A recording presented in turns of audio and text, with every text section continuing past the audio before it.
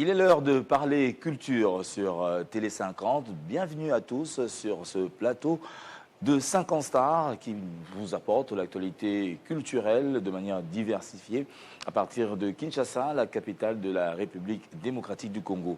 Comme à l'accoutumée, nous allons démarrer cette antenne, bien sûr, avec les grandes nouvelles. Question de vous fournir les informations sur vos artistes.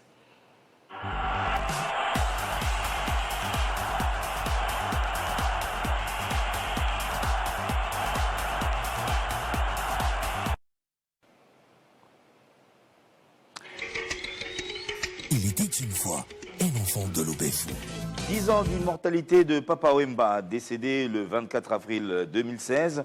Plusieurs activités sont en cours dans différents lieux, notamment à Kinshasa, sous l'autorité du gouverneur de la ville, par le truchement du ministère provincial de la Culture, Art et Patrimoine, le 18 au Pullman, avec 6 jours de présence du célèbre chausseur Jimmy Weston, du 17 au 24 avril, simultanément au Musée national et à l'Académie des Beaux-Arts.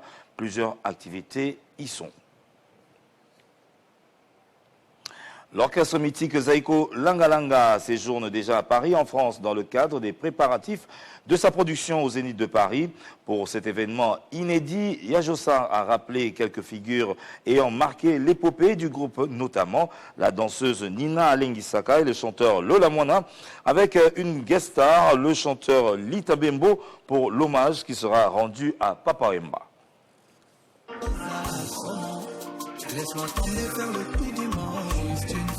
Lancement, comme annoncé vendredi à minuit, de Double XX, le nouvel opus de Fally Ipupa Aigle. À 3 jours de la sortie de l'œuvre, le public apprécie à sa juste valeur le style musical abordé par le premier des Warriors. Tourbillon, c'est l'intitulé du nouveau générique de l'orchestre Team Wata d'héritier Watanabe, dont la sortie est intervenue ce 10 avril. Gogan est actuellement partagé entre studios et de nombreuses productions musicales, notamment le 1er mai à Matadi dans la province du Congo central, le 17 mai à Cape Town en République sud-africaine et le 3 juillet au Zénith de Paris, la Villette en France.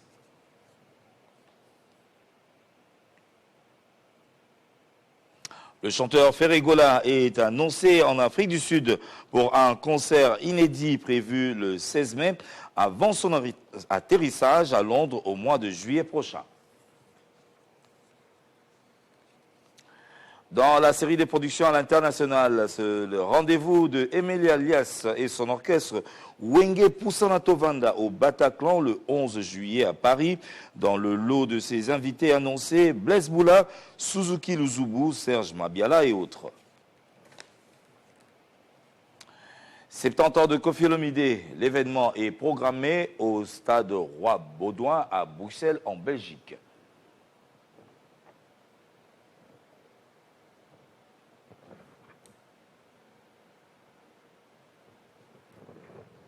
Werrason a séjourné en Europe.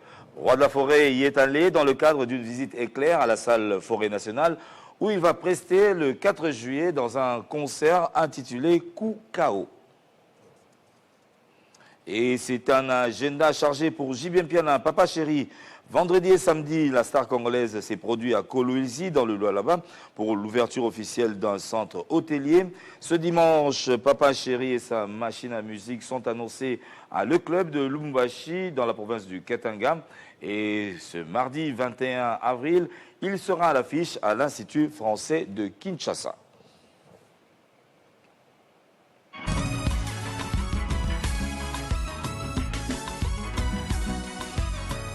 Parlons gospel avec le frère Hervé Mouté qui vient de lancer un nouveau titre de son album Sabaoth, source de tout.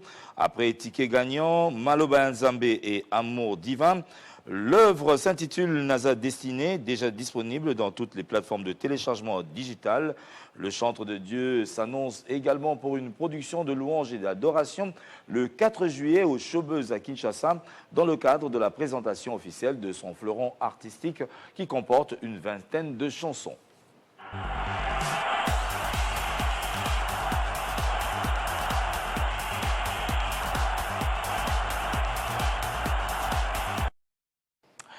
Décédé le 24 avril 2016, Papa Wemba s'en est allé 10 ans jour pour jour, raison pour laquelle, pour tout ce mois, nous allons dédier particulièrement à cette star panafricaine qui a été Papa Wemba. Il vit encore à travers ses œuvres, raison pour laquelle le tube du jour est consacré à l'icône de la rumba congolaise, Papa Wemba.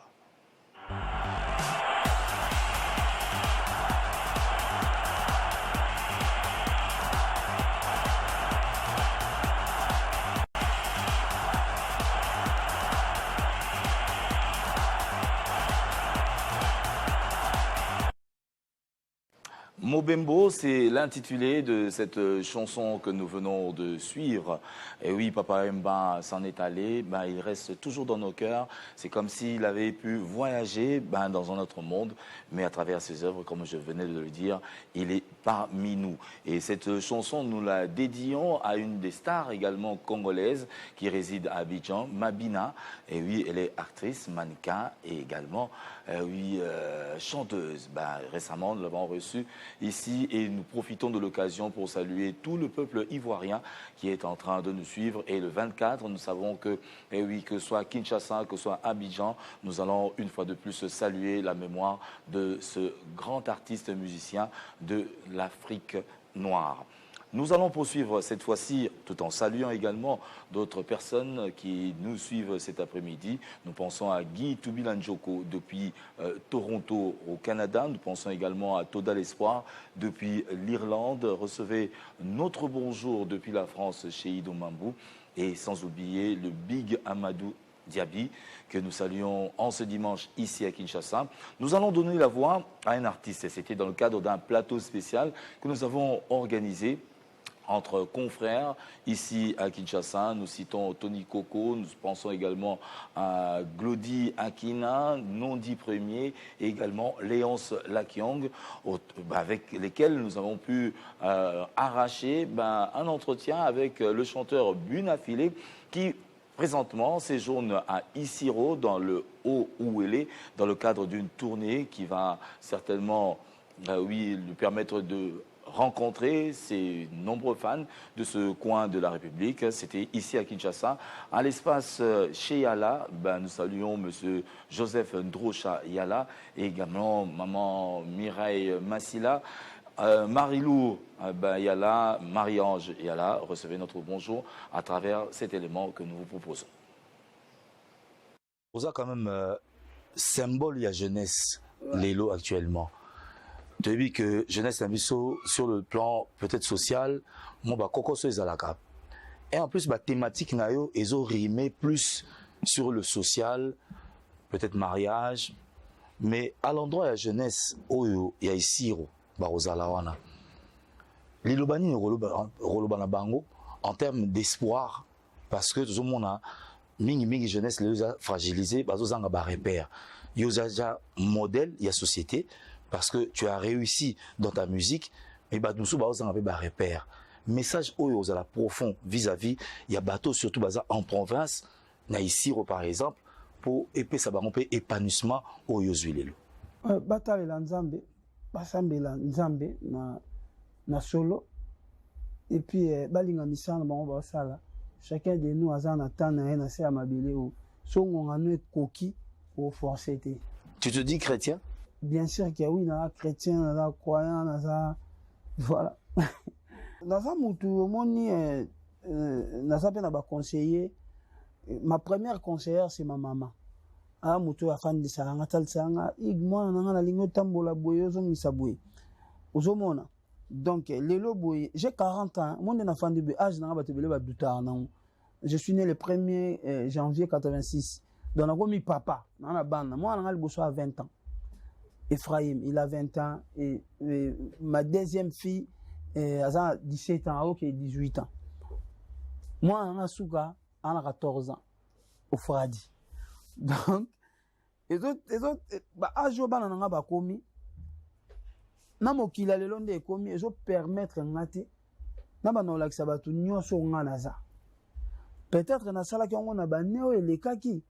Et on peut sala qui est batumsu ba conseiller nga ke te bo eno zo kene na ngo boete eza mambo nzambe apesi yo eza mituka eza bapale nzambe apesi yo mais kende nango boye po bato mosusu bazozwa ngo mpe na sens ya mabe napesa exemple moko oyebi ke moi à chaque fois que je payais mes artistes yanda ozala na caméra ezalaki mpona kolakisa bato exemple ya bien mais il y avait d'autres personnes oyo bande bazalaki contre bapratique wana et jusqu'à l'heure d'aujourd'hui na continuera kopesa bamusicien na nga mbongo so babeti concert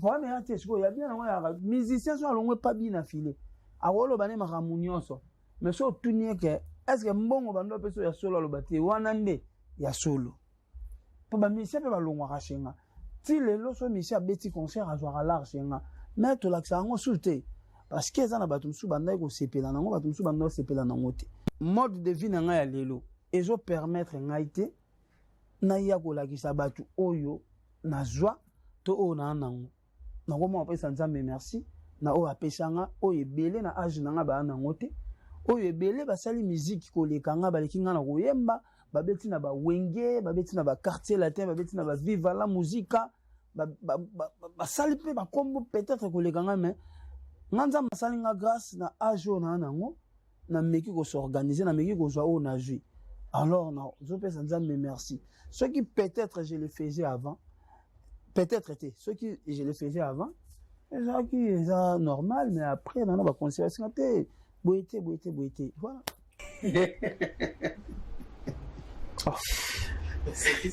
esekisika makasi ntango bi eske bayebi banzembo babi na file non oyoaki na omoi na ndenge mabe te parce que na kongo tondimaka bato te oza en face ya artiste oyo azomeka carrière te oza en face ya artiste oyo asala carrière mpe azosala carrière asalaka carrière je suis parmi compter les artistes oyo bapesa mboko bameilleur album bato baota bien sûr ke mboka omona mboka batabulei balwambo makiadi bakofi olomide bamadilu système bafali pupa bafere gole héritier voilà donc so bandotanga bameilleur album oyo epesama na mboka oyo ata na suka baotya komboa bina fileke te bina fileke apesa biso meilleur album na meilleur album wana tomona banzembo lokola ekosalanga pasi bebe na ngai ndenge okomalanga moi banzembo lokola nayebi bozotuna nazolandela nini ce sont des chansons banzembo aintulukable question ya kotuna nga jarke est ce que kuna bayebi banzembo na wana fo tuna yango na baleki oyo peut-être babandi après biso bazomeka carrière s'il te plaît ana mwanzembo moko to mwanzembo moko na ndambo biso nzamba asala biso grâce to réussir kofandisa pena banzembo na mboko na mitu ya bato na bapapa na bamama na bana mikie na batutu déjà pour producteur alongo l'orchestre na yo awa na Kinshasa amema bino na isiro face à la sondage donc ayebi ke joyo ana banzembo batu balinga yango et puis basomba billet batu bakota donc abimisi lar na ye ya cachet azuli bino hôtel asombeli bamisien ba billet ya avion donc pona jomo boyo banzembo ne batu bayebi te oza sie non batu bayebi banzembo na biso même pas kaka na isiro nzamba sala biso grâce esika nyonso communauté congolaise ezali bayebi nzembo ya bina file voilà elingolo bateke nde naza boye na kabelaka susu bato te to na salaka na misalaka susu plaisir te na misalaka plaisir mais na changer façon ya kosala yango liboso ezalaki so na Paris nakoti na Gabana fo na filmer nde na osomba Gabana na ngai nde na osomba Versace na ngai nayebi so ke mama na nga moto alibanda kutu te mama na nga abisanga ke no mwana nga toza bakongo malgré moussa na yo mais faut en ba limite faut protéger protéger p voilà et là mabete et puis ba tebele ba qui peut contre ba pratique na nga au monde na go tambola 5 voitures tout ça 6 voitures mais ngolo ba te na parking na nga vide déjà pour te soler un appel vidéo lelo na kamana nga Glodia amona na voilà premièrement la paix ça rendre merci parce que ça la grâce nazaki na nga eloko te mais nzamba salaka na kota na playlist ya musique ya Congo na ko mape kombo na za pe na moi 2-3 bateaux balinga banzembo na ngepi merci na public o bayambanga voilà merci na public ba manga lokola artiste confirmé na kati ya Congo. Succès eza eloko eutaki pa nzambe. Naza na monopole tenga. Yokanga succès eza ka yangai. Et en plus, je suis pas le seul artiste na Congo. Oyo azaki peut-être na succès ya 100%. Après un mois comme na 60%, un mois comme na 70%, un mois comme na 50%. Moi na kondima peut-être batu ba loba on so ba loba. Bina fait le succès kita. Bina fait le succès si là. Mais il y a un logo moko. Jusqu'aujourd'hui, batu wana bana courage ya lobate, bina filé na succès na ye. Est-ce qu'a profité nango? Boya tout nanga na succès nanga ou na sali. Est-ce qu'on a profité nango ou pas? C'est très, il y a un moment déjà très important. Na vie à mutu to lugara ko s'asseoir, ko réussir. Nzamba salanga grâce na succès oyo nzamba pesanga yanga wana. Na profité nango o ezake tina kokotaka na se ya mabele na rolelaka nzala te. Ezakutu bongo te. Ezake ngande na zabwe na sepelana onyo son nzamba pesanga. OK. Au moniteur yo ando mona net bina fila sa succès makasi wana. Na sagi pe forte na salaire musala. Nzambe na pesanga ba résultat wana. Tango pe zo mona net bina fila succès diminué. Ezaka nzambe. Il est important na succès makasi, na succès diminué. Bina fila lia na musique. Ana musala musute, a gagner ka na musique, ana notoriété lelo na mboko. Bina fila hotel mananzela te mutaya bambie libanga te ara o nzamba ponaki azala. Na réussir déjà ko fandisa komonanga. Boko nane ce qui bino bozo lingane ti bobo mabato esi bazali lokola biso. Bongo boni pona bato yo. Bazo ya na sima na biso. Mona mboko depuis mboko eza mboko. Yaka un artiste moko. O banda carrière, banda ti lelo azalaka na succès. Biso tout otikali eza un mot succès, un mot ningani eza normal. Voilà non. Na tanga kombote. Batu na banda ko ba okoma. C'est normal. Mais l'humour le bateke. Voilà, l'humour le bateke. Artiste a salaki succès lundi. Ceux qui mardi a sali angote a longo artiste yara na e. Atikali ka yara na e. Mais succès ça, nzambe mutazo kabolango. Biso tanto yaki na musique na mboko to kuta ki faire azalaka, fali azalaka, héritier azalaka, banani bazalaka mais bina file pas ya s'imposer. Bazalaka pe lelo ba ye ba kuti bina file azali, mais ba s'imposer pe. Donc c'est comme ça. Si c'est ça papa ya babina file teto e fana na ba bina file. Na kanyango, muto ko zo souté, na ba pesa ngango fele. Muto pesa ngango nzambe. Amoni pe ke o, tout auto pesa pe muto mosusu. Mais ya bien zali kota na playlist fanda. Je suis un artiste oyo non na fana un mois te sana beta concert bande na za na tu beta na nouveau casino de Paris le 27 décembre tu les gars plein batu ba futi ba billet ba koti sila na za wana okende isiro durba nenge après wana na zonga be na ba concert na kin ona robeta pona musana nga donc voilà en tout cas pona bateau ba mona rage bina file succès na ekita ba se déranger te ngamoko na mona ngo naturel po liboso nazala nanga nango pété tant na juango na profiter nango e komisi nga ona ali bango basa no be fort basa no ata demi ba comme no ata ndamu nanga nga za garçon na uti na famille modeste pas trop riche pas trop pauvre mais ça m'a salinga grâce à travers ma musique na réussir vie nanga et puis na banze monanga so yoki yango na encourager batu na lakisa batu ke ko uta na seme avec nzambe na musana yo okotombwama batu o ba retenir na musique nanga eza ba souvenir ya bien na ba souvenir ya mabe yaka na kati banze monanga na ba encouragement na motivera batu bele ba kabwa na bazonga na pona banze monanga alliance faut bolo ba ngo tant aux envie bon batu bele ba sanga ke igbi na file ngana mwasi nanga to kabwa ngaka metanga yo kanze mono ko somba nanu serkeite peut-être bolinga ngo kolamu to zonga na mibale bele ba betelanga lisolo balobi ngana salaka choix ya mwasi nanga famille na mbanda boya to famille nanga banda boya metana na okanze mono yo eloko azanango bino boya bite sekele ya motema na websa moto te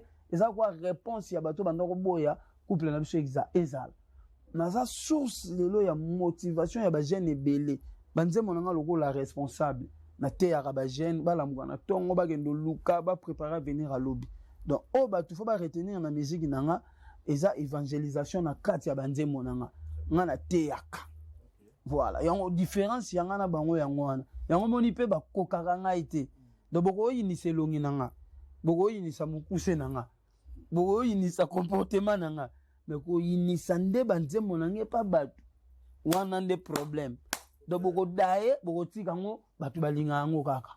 Je suis ce que je suis aujourd'hui grâce à Dieu à travers Fabregas et ma musique et mon boulot aussi. Okay. C'est pas grâce à Zélo que tu n'as pas motuté. Je parle sur le plan artistique. Hein? Non, ouais. C'est tout ça grâce à Dieu à travers Nzamba sala à travers motu. Bon, voilà. Na tigala jamais ko lobaga na uta pa na été, na tigala jamais ko lobaga na bima pa na été. Mututu ayebi ke na bima kuna na uta kuna. Mais problème est ça, batu balingi na joye na ko mission na place en Nzambi. Donc so na fandi boy, olena lobela banzembo nanga, fona banda ça na beloge et pas na ye. Oh, moi aussi j'ai ma maison, j'ai aussi mes enfants. Lelo naza na ba chanteur nanga, na ba chanteuse nanga, na ba musicien nanga, na ça la peine zela nanga. Oh ne na ça lango wana, on est raison ngaka kuna. Mais naza na te tout le temps pour na pesa ka beloge na place aussi na uta aussi notanga pe na makamuna. Donc o essayer les cas eza histoire fakina le kakuna lelo na sa vie nanga. C'est pas intéressant na betaka ba masolo ya côté si na le cas. Donc voilà. Ça arrive, hein? Voilà. C'est une histoire. C'est une histoire. On appelle patron dans la société nanga. Très bien. Donc voilà. Justement, dans rebondir par rapport, il y a souci majeur au Binafila Zanango par rapport à ces chansons. Une parmi tant d'autres. Et personne n'a peu moi idée. Lorsqu'ils sentent la mort, aux Mbaliwa. Mort. Non. La mort. Vanité. Vanité. Justement, ils chantent par rapport, il y a proprement on a lobby aux années. Voilà. Alors, quand vous avez un sujet, qu'est-ce qui t'a inspiré? Croire au surnaturel ou peut-être au vivant, dans l'orchestre Moro Boye X, il y a parcours la vie naïo. Qu'est-ce qui t'a motivé à chanter sur la mort? Est-ce que crainte peut s'arrêter dans l'Iwa? Bien sûr que oui. Déjà, nous avons constaté, nous sommes à la mouton à ma bien, nous sommes comme là, et ça gagne la musique. Non. Nous avons une famille, j'ai des amis, nous avons donc à chaque fois, nous avons les autres choses, nous avons vali. Personne ba bomi e boye muninga na yabete mundu déjà nga déjà wana na salela nzembo na ju inspiration kuna do titre nzembo na wana to banga fitir do na nzembo wana na loba beta bale na yo ya présent bien final les na fitir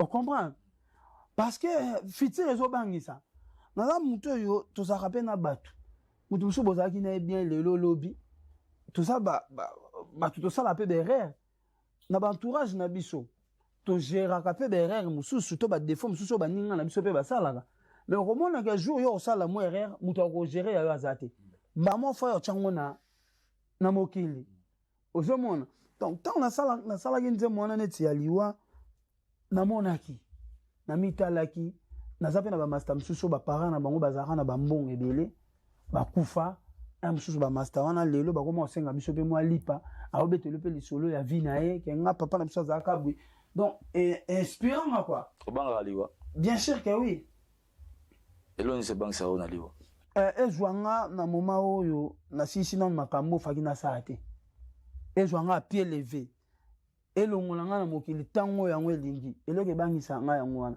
yango à chaque fois nazana nga mutu malamu te à 100% mais na sala ke fort na sala mo ba bolamu malgré mabe ozanga te pona za Jésus te na sala mo fort na zala na moi bolamu donc nze mwana était yange belé yango mon na zwa pe mo expérience wana nga na zwa ki na nyana partager ngo pe na bato pona nze mwana na zwemba mokola liwana nga ba jaloux ba koya batangisi ma miso na mitema feti mokola liwana nga libota na nga ekolela Mardochée, Prosper, bienvenue, Bakolela.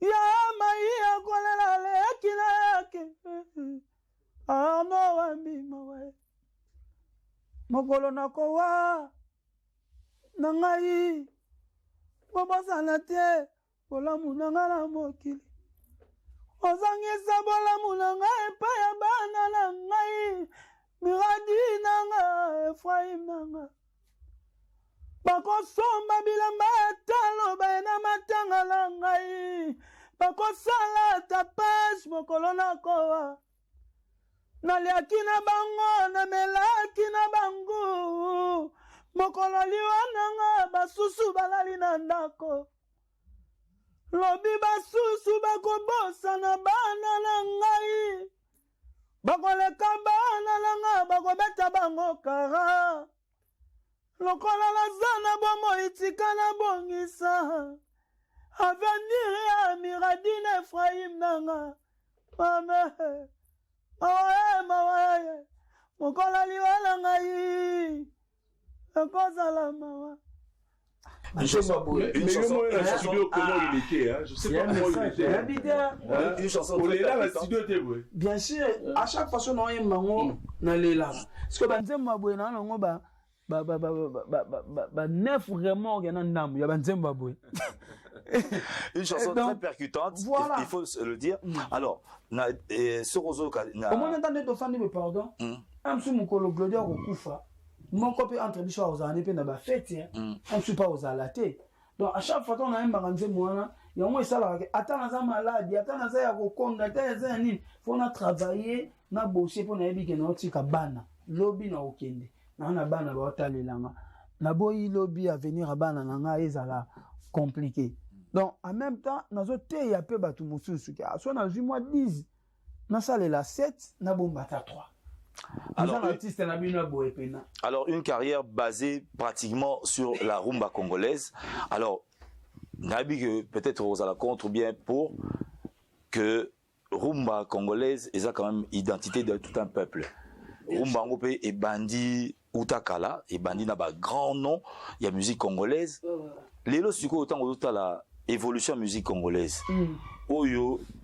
Ils ont la dénaturer, mais tout le monde a des ingrédients et des quotas. Est-ce que l'évolution en a? Ils ont gardé identité à la musique congolaise, tout peut changer en gros.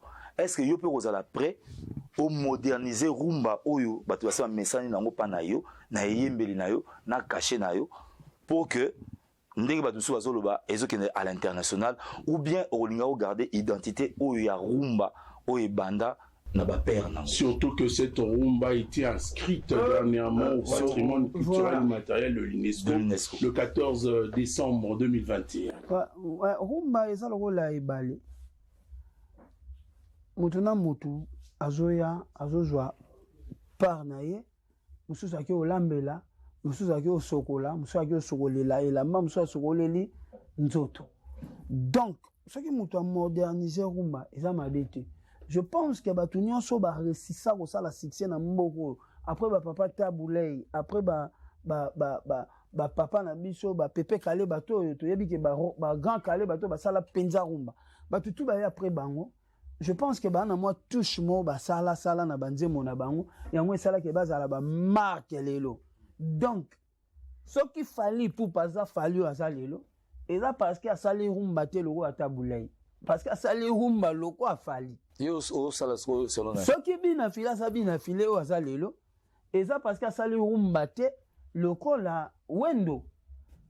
Mais à sali rumba, oyo ba wendo ka basala, mais bien filé ba kisi touche na ye ya ki bien filé, yango sali o bien filé, o hérité. Ce qui fait rigolo ça au azalelo, et ça po à sali rumba kaka oyo. Ba papa na biso ba wendo basala mais ya memiango na ki fait rigolo wana ko yemba ou bien na genre musical na genre na parce que soto siko nzemba papa Luambo ebeta na nzemba vient na biso faire ebeta to différencier boye ba o eza faire o eza Luambo mais basala même rumba do chacun de nous azana touche na ye yo ni singane na za boye soki na yaki na musique ya Congo na bibon nena yemba boye na bandisco ko yemba don nena boye don ndenga so muta kangi pe na misu so amoninga do famo na ba mo faire nangana sa succès te batu banga ba yeba ngati pour faire hasard. Bah influence musicale. Fallait na yana on qui bien affilé nanga na s'imposer et appelé au moins sika yi. Ben influence musicale ni attira pour se constituer bien affilé parce que na ba génération sur les cas oyo kapa paremba oyo orchestre malobaka taboulay. Yo siko se référer qui na artiste nini pour le baguetin nga pour nazala bien affilé nazoki awa nde salanga. Bah on a bien affilé d'abord na pesa nzambe merci pour nzambe mtape sanga voix. Voix on a weza iné. Mayo la musique on a weza iné. Et na bandelo ba sur émission banze monyoso boyoka ya bien affilé ça la assisé. Mutakoma ngo yemoko. C'est le particulier. Azana mutu akomela nzembo te banze monyoso o ça la assisé ya bien affilé. Akoma ngo yemo depuis place na la ratilelo. Vous comprenez donc et ça déjà don on nzamba pesenga. Nzamba tinda inga déjà nazala o fo nazala. Mais après na mokili na yoka batu belé neti na Congo batu nyonso basala musique bien. Na ba o ba yebani na ba o ba yebani te ba yebage na yoka bango. Pona kaka et faire évoluer nga. Na libanda ba idole na ngeza lokola Sir Rebecca Malope na Lucky Dube. Musique ya ba Zulu nga na linga bango musique na ngeza mwa mawa mwa kolela. Mais na Congo en tout cas na okana ba artiste chrétien, ba chanteuse chrétienne, ba mama Lombongo, ba Sir Marie Misamu, ba papa Pepe Kale tout na ba génération ya likolo na ya ba vie na biso na ya ba ya ba biso pe ya ba période na biso na pe na ba master on na okana na te ya master koto ça va koto a travailler na ba leki o pe ba na sima tout ça yo ka bon pe na te leki o ça va voilà. Question moko parce que déjà au Lobaki Yango on se préparer à venir il y a Libota en tant que musicien mais si bien et si na préparé kakate ti sikoyo baga ozo continuer kaka mais vision mutu to azaka la poso solo za na moi 4 sur 20 ozanga ko salo bio bakisa susu moi 6 ni c'est ozana moi pousu le bo na poso bakisa moi nini donc parce que bikaka alors si sikoyo to bagare kaka donc nena okende ici robwe bagare oh tout na rozwa kuna tant ozoya na bano arono ndeni to lukana loko mo su ko ta lemba ata moi demi mo robwe. Très bien dit. Voilà. Voilà les motivation auprès de la jeunesse. Ouais, bah tu vois, on va bien filer si là. Mais on va commissionner, on va bien un boss. Bon, moi, mon dernier, ça va. Une grande motivation. Sur le contrat, le conseil, la production. Voilà. Donc, une grande motivation pour la jeunesse congolaise. Mais si contrairement, il y a tout le monde a bien affilé le lot. Si bien affilé n'avait pas réussi à la musique, en tout cas, on a un même destin et ça rien zambi voilà on a dit dans été donc zambi ça là na boy ay bien le fona ça boy ce qui na ça on a été zambi pas ngai baba ndinga linga ko orientenga na zala na lolenge na yi o ya lingi na zala des rêves à concrétiser pas du tout pas encore mais je remercie le bon Dieu na ko sala wa salanga na grâce oyo asalanga nazala ona en tout cas nazala satisfait kozala bien affilé mwanda mo nazali na yebike na kozala l'échec na liste ya bagan mais na kozala numéro 1 na liste ya bapeti voilà bapeti mo za banani obinga bapeti mo za banani te na lobika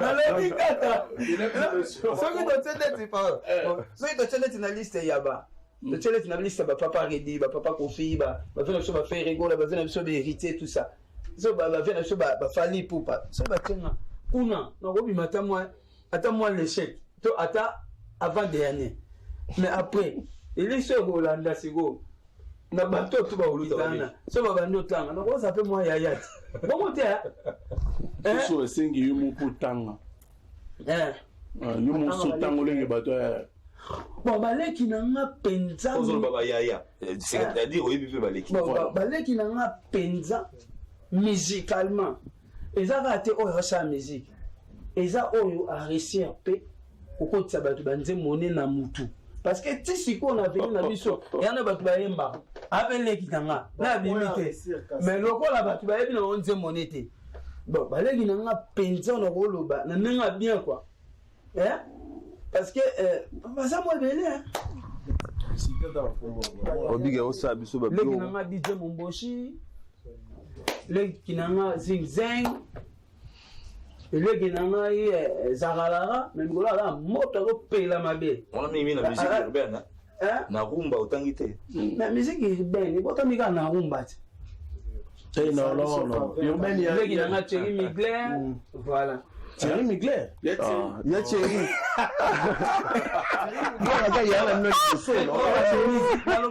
musicalement parlant on va acheter entre nous les artistes bah piquer mais je suis contre pour les artistes oyo les lobos se moquer peut-être était on a mon arabe se mokaka na maladie maestro Bishona Binoto Yebike, maestro, il s'est fait opérer ici, mais après il fallait abandonner là, tout ça, mais azana moi gonflement moana, na mon arabe artiste mususu, au bakenda rodé là, bakomi ko toucher na maladie à moto. Je suis contre. On est dans sous musique ité. Ndenge moko pe naza contre na artiste mususu o ba se mokaka peut-être te ba se mokaka na erreur o grand frère na biso hérité à ça là parce que l'erreur est humaine. Lobby na habité erreur nini nga na osala. Lobby to habité erreur ni Gloria osala. Mutu moko te alala la muka lobby lelo nde na abwe nazo me publier to lelo nde nazo abwe nazo sala lelo moko ekitisanga valeur na miso bato.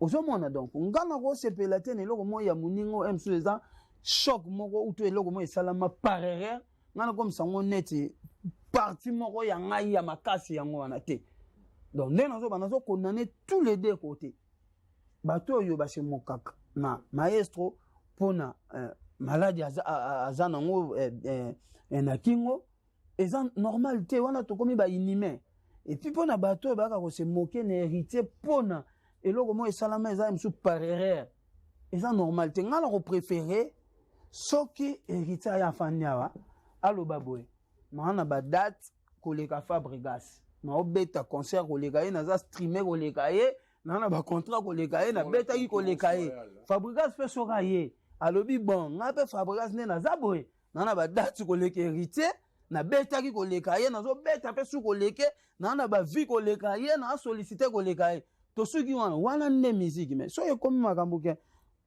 oyo alobi na oyo azongisi bo en tout cas wana naza contre na okota na terrain on a ten ngape na sala ba pic na yebi yango fort na naza boye so na bika bo pianga ta 2 minutes na lelisa ba batu ba kolela na bandako mais okena biso na swab voilà ata so ina lelisa batu na okota na ba bila filet ba côté ya ba bongo te nga naza na notoriété wana te ya ko décider sur ba fan nanga parce que tu le lo yana ba golois o baza aza golois aza fan nanga mais d'origine gaulois to gauloise vous comprenez aza fan na bina filé mais d'origine warrior aza fan na bina filé mais d'origine wenge d'origine spiritas normalement ba fanatique ya bina filé bazo bota mandena mais na komi na popularité tendeti oyo ba warrior baza to ba gaulois ba ali o ezaki fali so afandi ba pesi mot d'ordre ba yoki maman to faire apesi mot d'ordre ba yoki maman nga azana na bato bongo te donc nga na pe na ba vrai yanga mais bazana nous penze belé mingi te mais ba mingi baza belé ba retourna na ba concert na baza 50-50 au moins na mutala alinga bi na filet mais azana pe gaulois alinga bi na filet mazana pe warrior alinga bi na filet mazana villageois na villageois pe bayara mami ozolo baba ya tende bona sala honneur na bon ya Patrick Beckham nana to kipo to ko bien te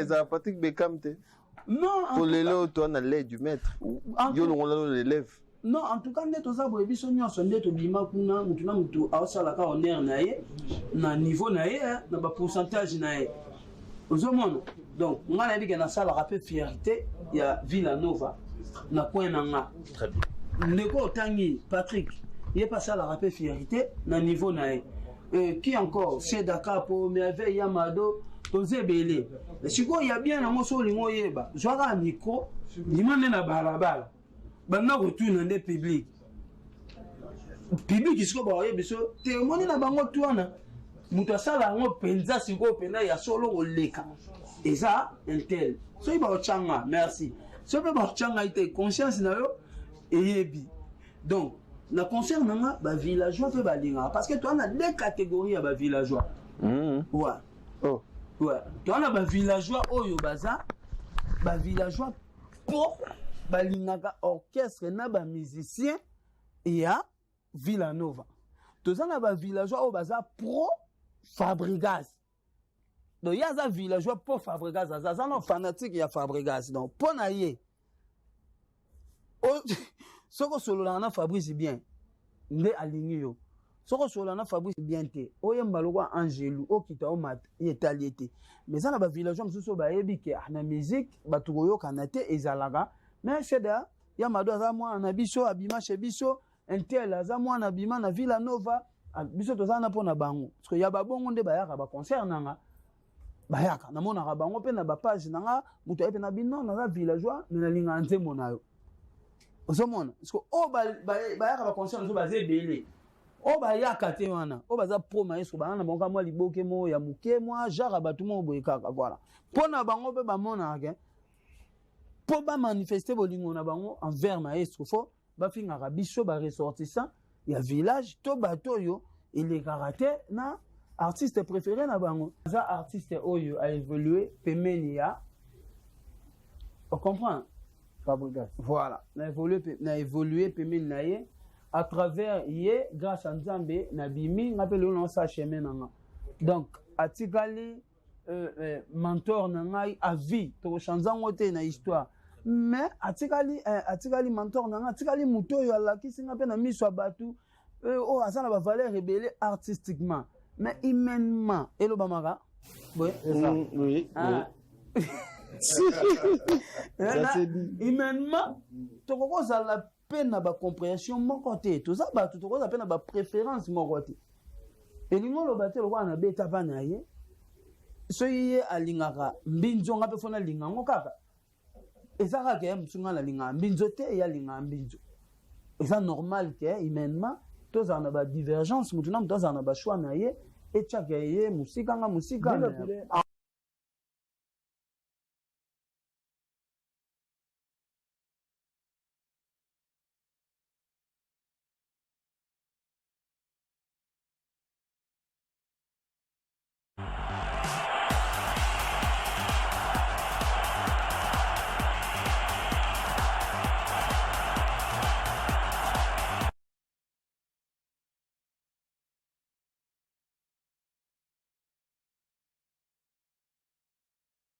Passez une excellente semaine avec Télé 50.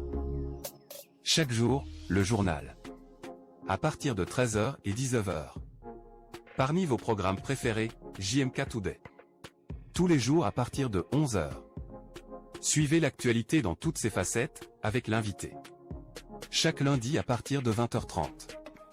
De Manager, votre programme à suivre chaque mardi, à partir de 21h30. Action Femmes, un miroir, pour les femmes fortes. À suivre chaque mercredi à partir de 20h30. Ensemble, analysez en profondeur les enjeux politiques, économiques et sociaux de l'actualité mondiale avec décryptage, chaque jeudi à 21h30. Ça fait débat. Tous les vendredis à 16h, nos invités débattent du sujet principal à la une de l'actualité en RDC ou à l'international.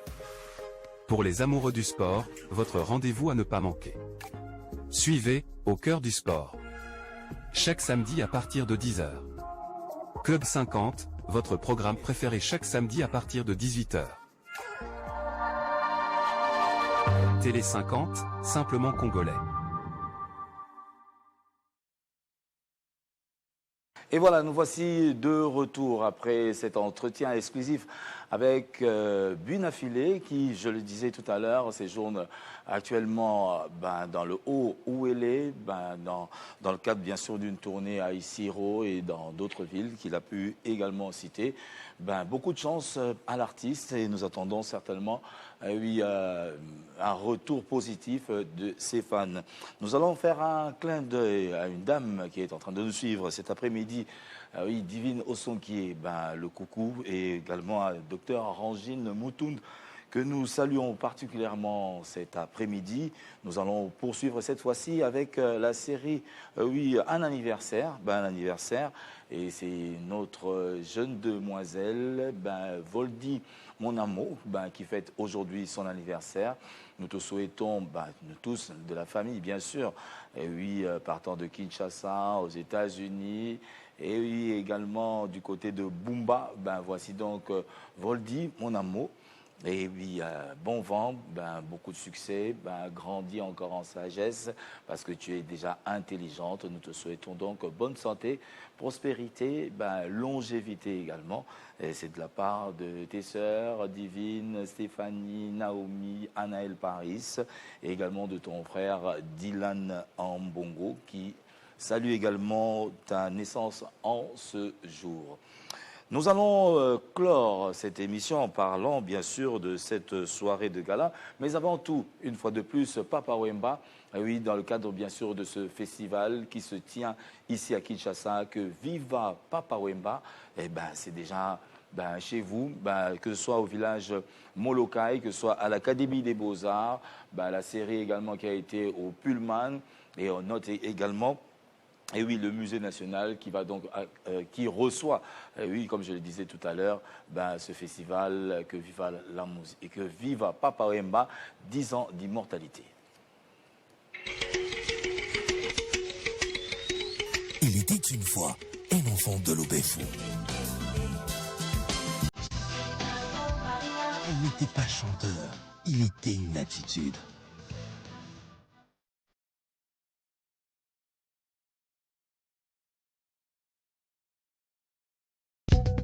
Il n'a pas seulement chanté, il a appris à marcher avec dignité.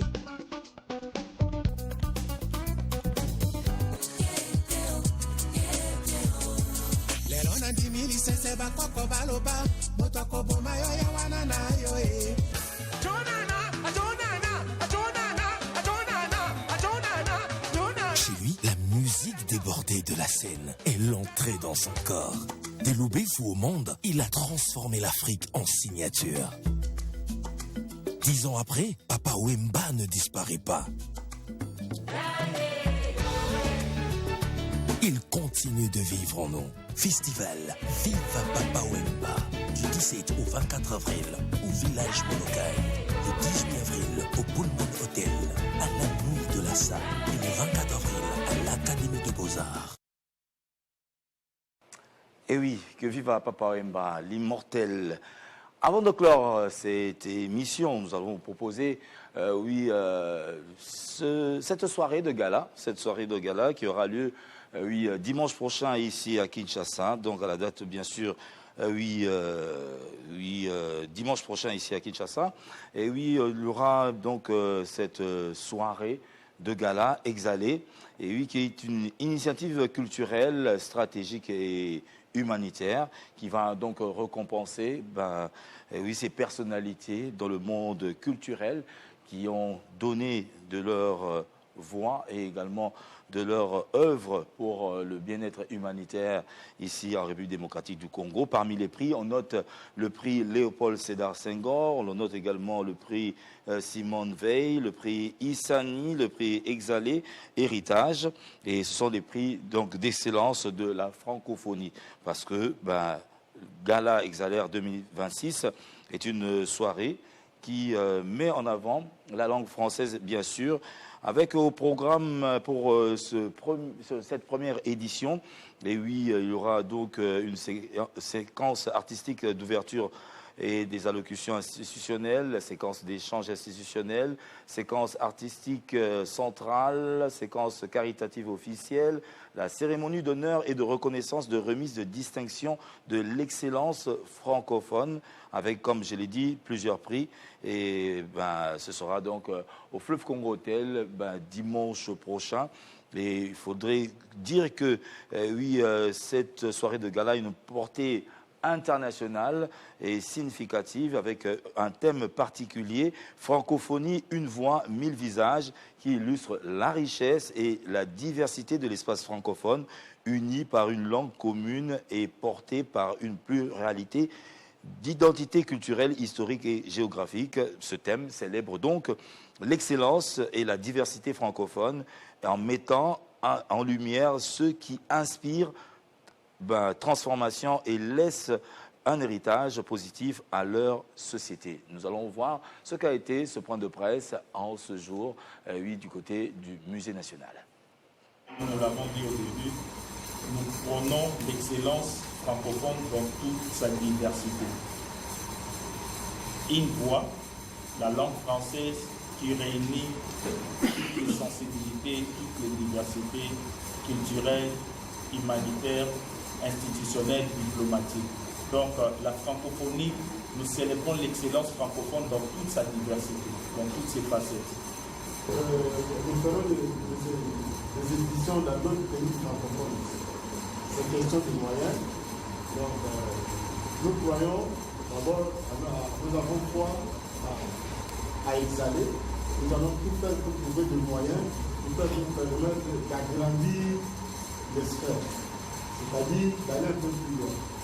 Donc nous avons ciblé, nous sommes en train de cibler certaines personnalités dans le monde culturel, dans le monde entrepreneurial, dans la gestion tous les domaines, les gens qui peuvent être des éléments catalyseurs pour que, quand nous allons faire notre jury avec eux, qu'il n'y ait pas de discussion, qu'on ne donne pas un prix à quelqu'un qui ne mérite pas ça.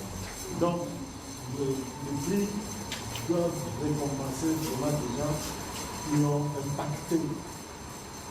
Et leur impact est visible. Leur impact aussi pousse à exceller et pousse les autres à suivre. En fait, nous avons besoin des modèles, mais qui soient vraiment des vrais modèles. La place de la jeunesse, parce qu'il y a que des vieux. Devant vous déjà, il y a cet équilibre qui est respecté. Il y a l'ancienne génération et la nouvelle génération.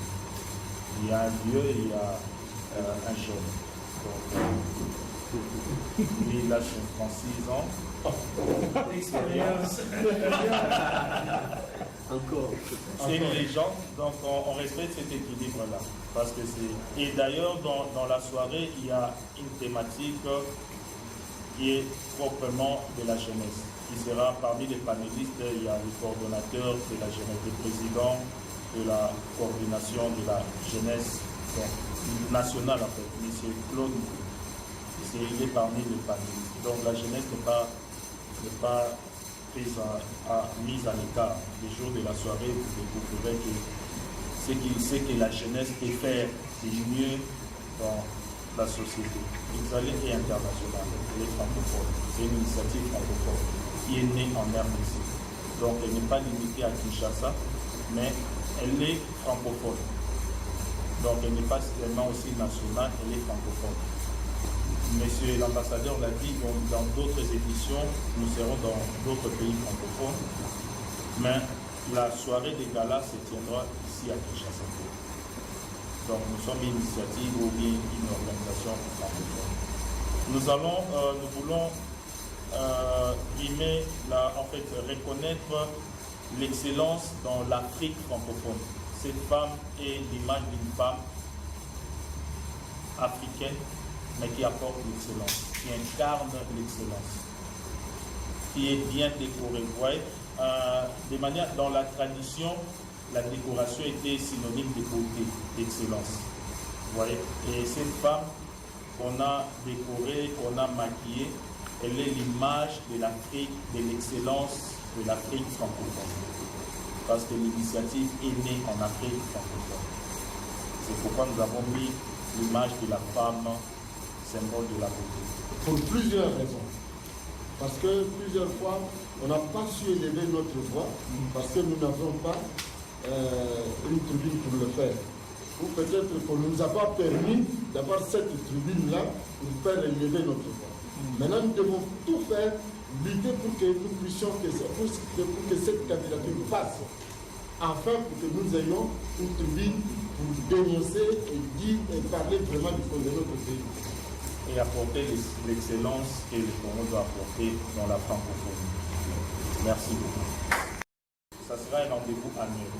Et est-ce que je dois vous dévoiler certains noms, ceux qui seront à la soirée, et nous penserons certains seront à la soirée, nous dévoilerons certaines choses à la soirée, mais ça sera un rendez-vous annuel. C'est ce que nous pensons faire chaque année ici en RDC et dans d'autres pays. Voilà, donc désormais, Gala Exalé 2026, c'est la première édition, mais comme le disaient bien sûr les organisateurs, un rendez-vous annuel pour primer, et oui, toutes ces personnalités dans le monde culturel, des créateurs, des entrepreneurs et également francophones. Donc ça partira de Kinshasa, ça pourra également peut-être à Brazzaville, ou si pas encore du côté du Gabon, l'espace francophone, à travers bien sûr ce Grand Prix Exalé 2026. C'est donc le premier numéro, le dimanche 8 ici à Kinshasa, au Fleuve Congo Hotel. Vous allez donc participer à cette soirée de récompense et de distinction. C'en est fini pour aujourd'hui. Si vous avez aimé, dites merci à l'équipe technique qui a concouru à la bonne réalisation de cette émission des dessins sur son. Eric du côté de la prise de vue, Guylain Lukinga également pour la régie finale sous la supervision, bien sûr, et oui, de Jean-Marie Kassamba, notre directeur général. Nous vous disons merci. Le prochain numéro, ce sera donc le dimanche prochain. Et tout avant de nous quitter, je salue particulièrement Dadi Marla, à qui nous souhaitons un prompt rétablissement, cher ami. Et nous saluons également, ici à Kinshasa, la fondation HM plutôt, qui nous suit religieusement. Et du côté de Bouta, si vous nous suivez, dites-vous toute la marque de reconnaissance et également de sympathie de la sénatrice Carole Aguito à votre endroit. Et ici à Funa, nous pensons donc à Blanchard Mongomba, tout le Funa t'appartient. À très bientôt sur la même chaîne, c'est la meilleure, c'est Télé 50.